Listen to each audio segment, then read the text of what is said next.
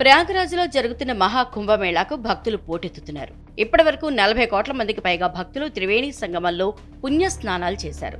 ఈ ఆధ్యాత్మిక సంబరం ఇప్పటికీ 28 రోజులు గడిచినా రద్దీ ఏమాత్రం తగ్గడం లేదు.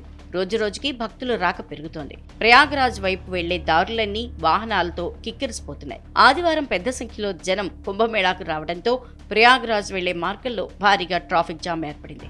ప్రపంచంలోనే అతిపెద్ద ట్రాఫిక్ జామ్ ఇదేనని, సుమారు 300 కిలోమీటర్ల మేర వాహనాలు నిలిచిపోయాయని అధికార వర్గాల సమాచారం. హైవేపై నెలకొన్న భారీ ట్రాఫిక్ జామ్ కారణంగా ముందుకు వెళ్లలేక, వెనక్కి తిరిగి రాలేక జనం అవస్థలు పడుతున్నారు. ఆకలి దప్పులతో ఆవేదన వ్యక్తం చేస్తున్నారు. గంటల తరబడి ట్రాఫిక్ కదలటం లేదని, ప్రయాగ్రాజ్ ఇంకా 300 కిలోమీటర్ల దూరం ఉందని వాహనదారులు వాపోతున్నారు. మరోవైపు భక్తుల రద్దీ కారణంగా సంగం రైల్వే స్టేషన్ను అధికారులు వచ్చే శుక్రవారం వరకు మూసివేశారు. యూపీ సర్కార్ వైఫల్యం వల్లే కుంభమేళాకు వెళ్తున్న భక్తులు అవస్థలు ఎదుర్కొంటున్నారని సమాజ్వాదీ పార్టీ చీఫ్ అఖిలేష్ యాదవ్ ఆరోపించారు.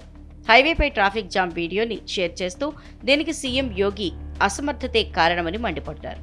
ట్రాఫిక్ జామ్ను క్లియర్ చేసేందుకు యుద్ధ ప్రాతిపదికన చర్యలు తీసుకోవాలని డిమాండ్ చేశారు. కుంభమేళా నిర్వహణలో యోగి ప్రభుత్వం విఫలమైందనే దానికి ఈ ట్రాఫిక్ జామే ఉదాహరణ అంటూ అఖిలేష్ చెప్పుకొచ్చారు. ప్రతి చోట వాహనాల రద్దీ నెలకొనడంతో భక్తులకు ఆహార ధాన్యాలు, కూరగాయలు, ఔషధాలు, పెట్రోల్, డీజిల్ వంటివి అందటం లేదని, ఆహారం, విశ్రాంతి లేక భక్తులు నీరసించిపోతున్నారని ఆవేదన వ్యక్తం చేశారు.